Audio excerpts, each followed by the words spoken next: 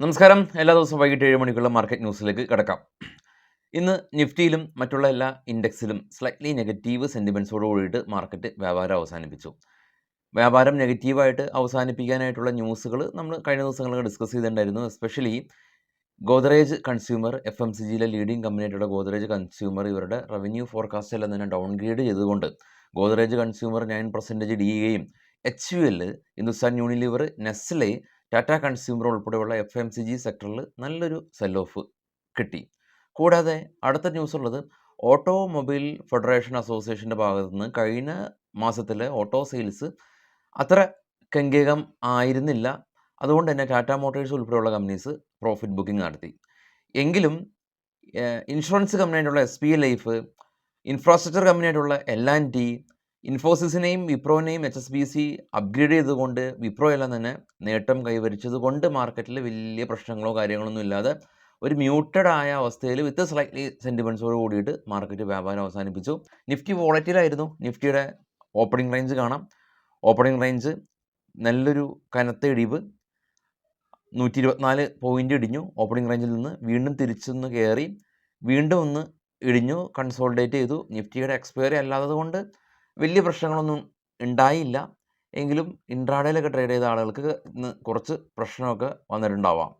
നിഫ്റ്റിയിൽ പ്രധാനമായിട്ടും Wipro, L&T, SBI life, Tata Steel, BPCL തുടങ്ങിയ companies നേട്ടം കൈവരിച്ചപ്പോൾ 1% മുതൽ 2% വരെയുള്ള നേട്ടം കൈവരിച്ചപ്പോൾ Tata Consumer Product, HUL, Tata Motors, Axis Bank, Nestle തുടങ്ങിയ ഓട്ടോമൊബൈൽ FMCG സെക്ടേഴ്സ് എല്ലാം തന്നെ ഇന്ന് വലിയ രീതിയിലുള്ള ഒരു പ്രോഫിറ്റ് ബുക്കിംഗ് കണ്ടു. ഗ്ലോബൽ മാർക്കറ്റ് നോക്കാം. ഏറ്റവും ടോപ്പിൽ ബിറ്റ്കോയിൻ 1 ലക്ഷം അടിച്ചതിന് ശേഷം വീണ്ടും 500 പോയിൻ്റ് ഇടിഞ്ഞ് 98,720. തൊട്ട് താഴെ Brent oil $71 per barrel. Gold ശക്തമായിട്ട് തിരിച്ചു കയറി $25 ഉയർന്ന് $2,657 പെർ ഔൺസ്. ഇന്ത്യ വിക്സ് ഇന്ന് ഫ്ലാറ്റാണ്. ഡോ ഫ്യൂച്ചർ ഫ്ലാറ്റാണ്. ജപ്പാൻ, കൊറിയ, ഓസ്ട്രേലിയ തുടങ്ങിയ മാർക്കറ്റ് മിക്സ്ഡ് ആയിട്ടുള്ള അവസ്ഥയിലാണ്. കൊറിയയും ചൈനയും റെഡിൽ അടച്ചപ്പോൾ ജപ്പാനും ഓസ്ട്രേലിയയും പോസിറ്റീവിൽ അടച്ചു. ഇപ്പോൾ ട്രേഡ് ചെയ്യുന്ന യൂറോപ്യൻ മാർക്കറ്റായിട്ടുള്ള ജർമ്മൻ, UK, ഫ്രാൻസ് മാർക്കറ്റുകൾ മിക്സ്ഡ് ആയിട്ടുള്ളൊരു അവസ്ഥയിൽ ട്രേഡിങ് തുടരുന്നുണ്ട്.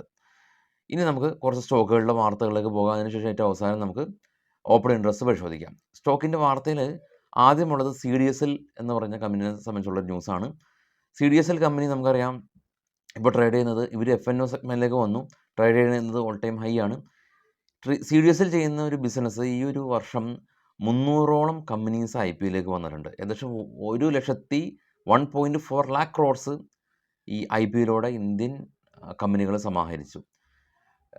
ഡിമാറ്റ് അക്കൗണ്ടും വലിയ തോതിൽ ഓപ്പൺ ആയിട്ടുണ്ട്. ഇതെല്ലാം തന്നെ നമുക്ക് 2 ഡെപ്പോസിറ്ററി പാർട്ടിസിപ്പൻസേ ഉള്ളൂ, CDSL, NSDL. NSDL ലിസ്റ്റ് ചെയ്തിട്ടില്ല, ലിസ്റ്റ് ചെയ്യപ്പെടും അടുത്ത് തന്നെ. അപ്പോൾ നിലവിലുള്ളത് CDSL ആണ്.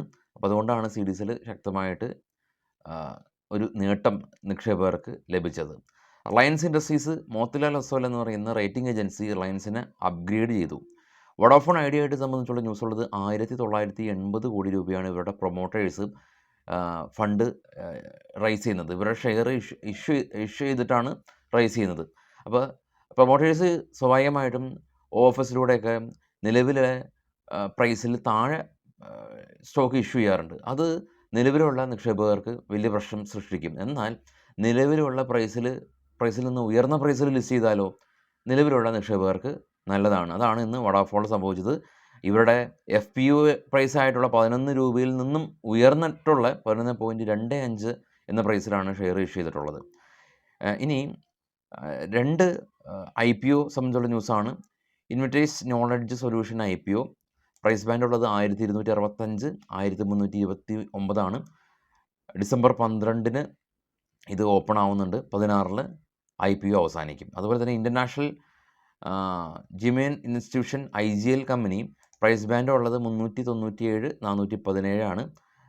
ഇവരുടെ IPO ഡിസംബർ 13 തുടങ്ങി ഡിസംബർ 17 അവസാനിപ്പിക്കും. അപ്പോൾ IPO ആയിട്ട് സംബന്ധിച്ച് ഒരു കാര്യം കൂടി ഓർമ്മപ്പെടുത്തട്ടെ. SME IPO ഉണ്ട്. ചെറുകിട കമ്പനീസ് ഫണ്ട് റൈസ് ചെയ്യുന്നത് ഒരു 30-20 ആ ഒരു റേഞ്ചിൽ CR ആയിരിക്കും. അപ്പോൾ ലോട്ട് സൈസ് എന്ന് പറയുന്നത് 1 ലക്ഷമാണ് മിനിമം നമുക്ക് അപ്ലൈ ചെയ്യുന്നത്. അപ്പോൾ മുൻനിര IPOs എല്ലാം തന്നെ നമുക്ക് കിട്ടും 15,000 രൂപ മാത്രമേ ഉള്ളൂ. നമുക്ക് കിട്ടുകയാണെങ്കിൽ നമുക്ക് 1 ഷെയർ വിൽക്കാം, 2 ഷെയർ വിൽക്കാം.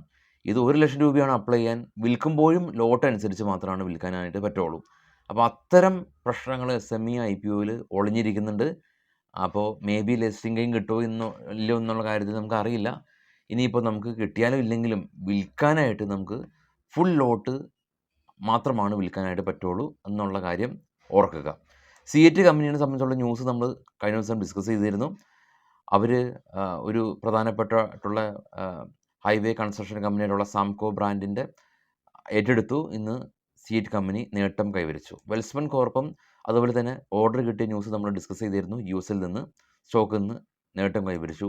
മിസ്താൻ ഫുഡ് ന്യൂസ് നമ്മൾ ഡിസ്കസ് ചെയ്തതാണ് കഴിഞ്ഞ ദിവസം.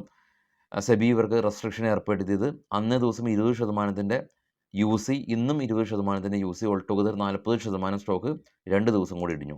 LG IPO, ഏറ്റവും വലിയ സൗത്ത് കൊറിയൻ ഇലക്ട്രോണിക് കമ്പനിയായിട്ടുള്ള IPO 15,000 കോടി രൂപയൊക്കെയാണ് ഫണ്ട് റൈസ് ചെയ്യുന്നത്. $1.8 ബില്യൺ ഫണ്ട് റൈസ് ചെയ്യുന്നത്. മെഗാ IPO ആയിരിക്കും വരുന്നത്. വിഷ്ണു പ്രകാശ് പൊങ്കാല കമ്പനി 103 കോടി രൂപയുടെ ഓർഡർ ഇവർക്ക് ബ്രിഡ്ജ്, നോർത്ത് വെസ്റ്റേൺ റെയിൽവേയുടെ ഭാഗത്തുനിന്ന് ബ്രിഡ്ജ് കൺസ്ട്രക്ഷന് വേണ്ടി കിട്ടി. ഭാരത് ഇലക്ട്രോണിക് കമ്പനി ഇവർക്കും ഒരു ഓർഡർ കിട്ടിയിട്ടുണ്ട്, 634 കോടി രൂപയുടെ order. Lloyd metal and energy company ഇവർ മൈനിങ് ഡെവലപ്മെൻറ്റ് ഓപ്പറേഷൻ ബിസിനസ്സിലേക്ക് കടന്നു വരികയാണ്. ഈ ഒരു തീരുമാനം ബോർഡ് അംഗങ്ങൾ അംഗീകാരം കൊടുത്തു. ഹുണ്ടായി മോട്ടേഴ്സ് ഇവർ ചാർജിങ് സ്റ്റേഷൻസ് എല്ലാം തന്നെ ഇവർ ഇന്ത്യയിൽ സെറ്റപ്പ് ചെയ്യാനായിട്ട് പോവുകയാണ്. അടുത്ത 7 വർഷം കൊണ്ട് 600ഓളം public EV fast charging stations company തുടങ്ങും. ഗോകുൽദാസ് കമ്പനി മാത്രമല്ല, ട്രൈഡൻറ്റ്, വെൽസ്പൻ, അങ്ങനെ ഒരുപാട് ഈ ബംഗ്ലാദേശിൽ ടെക്സ്റ്റൈൽ മേഖല പ്രതിസന്ധിയിലാണ്. അത് ഇന്ത്യൻ ടെക്സ്റ്റൈൽ മേഖലയ്ക്ക് ഗുണകരമായേക്കാം എന്നുള്ളതാണ് ഇപ്പോഴുള്ള വാർത്ത. സ്ട്രൈനെക്സ് കമ്പനി ഇവരെ സംബന്ധിച്ചുള്ള ന്യൂസ് ഉള്ളത്, അവർ തായ്ലാൻഡിലുള്ളൊരു മേജർ കമ്പനീനെ, ഇനോസ് എന്ന് പറഞ്ഞ കമ്പനീനെ അക്യൂർ ചെയ്തു. ഇവർ പോളിമർ ബിസിനസ് എക്സ്പാൻഡ് ചെയ്യാനായിട്ട് കമ്പനി ഉദ്ദേശിച്ചിരിക്കുകയാണ്. സംവത്സര മതേശൻ സുമി കമ്പനി ഇന്ന് സ്ലൈറ്റ്ലി ഫോൾ ആയിട്ടുണ്ട്. ഇവരെ rating agencies Equitas, Kotak institutional Equitas ഇവരെ ഡൗൺഗ്രേഡ് ചെയ്തു. മബ ഇന്ത്യ ഇവരുടെ ബിസിനസ് ഡൈവേഴ്സിഫൈ ചെയ്യാനായിട്ടുള്ള തീരുമാനം ഉണ്ടായിരുന്നു. അന്ന ദിവസം ശക്തമായിട്ടുള്ള ഇടിവ് രേഖപ്പെടുത്തി. എന്നാൽ ആ ഒരു തീരുമാനം കമ്പനി റിവേഴ്സ് ചെയ്തു. B2B ബിസിനസ് ഇവർ കൂടുതൽ ശ്രദ്ധ കേന്ദ്രീകരിക്കും എന്നുള്ള ന്യൂസ് കാരണം സ്റ്റോക്ക് നിന്ന് 14% ഗെയിൻ. ഓപ്പൺ ഇൻട്രസ്റ്റ് നമുക്ക് നോക്കാം. നിഫ്റ്റിയുടെ PCR 0.9 ആയിരുന്നു രാവിലെ ഉണ്ടായിരുന്നത്, എന്നാൽ ഇപ്പോൾ 0.8 ആണ്.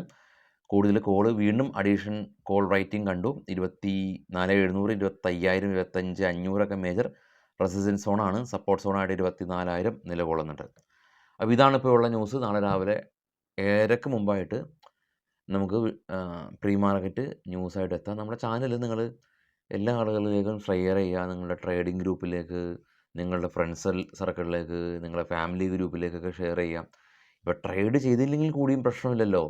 ഇത് ബിസിനസ് ന്യൂസ് അല്ലേ.